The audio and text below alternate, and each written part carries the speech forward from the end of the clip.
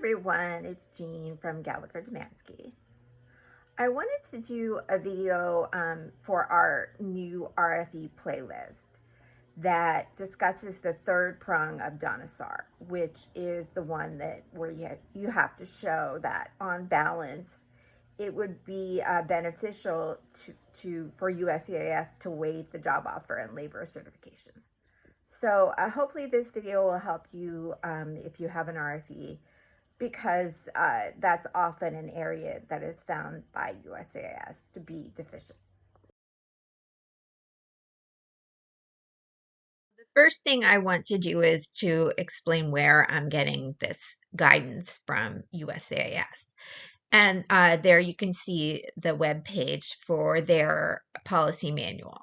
So, and you can see that these three items that I'm citing regarding the third prong,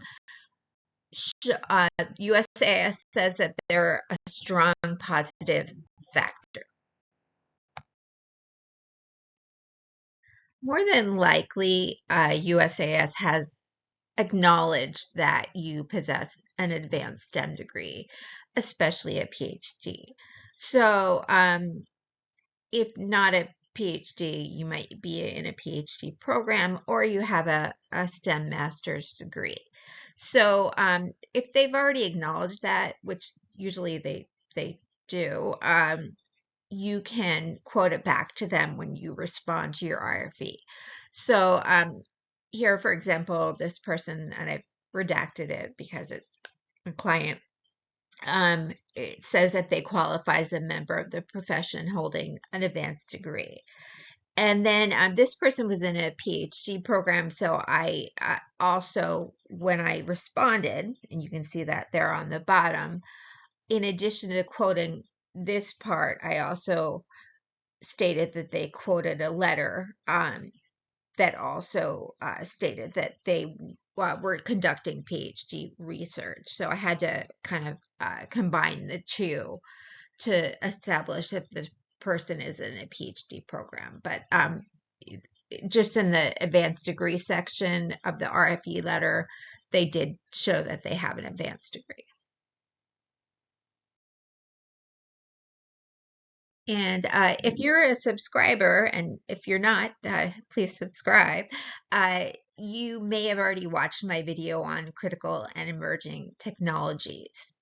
So if you did, and you've filed a NIW case, and USCIS did acknowledge that you are in a critical and emerging technology, or more than one, you can quote from the RFE letter. So, like, for example, here, this one, they said that they recognize the importance of the STEM fields and the critical and emerging technologies. And then, so in my response, I put a section, critical and emerging technologies, and what the RFE letter says. If you did not, when you initially filed, and you want to include that in your response, I know this is it's a long web address, but you can also just Google critical and emerging technologies list update, and you can see the 2024 version. It looks like the one picture there. So you can look and see which ones apply to you, and then you can make your own section when you're responding to your RFE and put critical and emerging technologies, and then state which ones apply to you. Okay, so the third criterion is the person is well positioned to advance the proposed STEM endeavor of national importance. And of course, there you do need to establish that your proposed endeavor has national importance. Often lately in RFE letters, people are finding that the officer has acknowledged that their proposed endeavor has substantial merit but not national importance, and that they're well positioned. but that they don't meet the third prong, the on balance prong.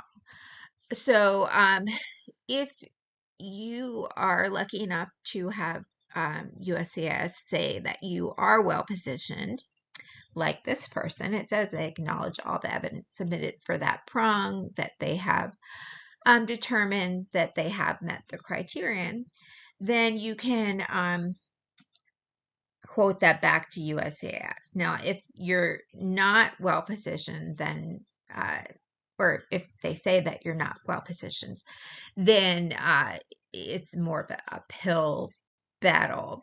But if they already acknowledged it, this might really help you to meet the third prong.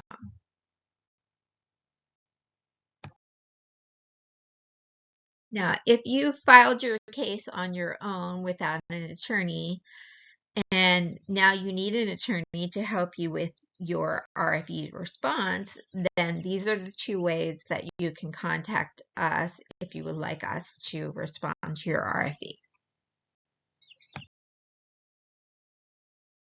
If you have not filed your EB-2 NIW case yet, you can contact us by completing our initial screening quiz at the address there.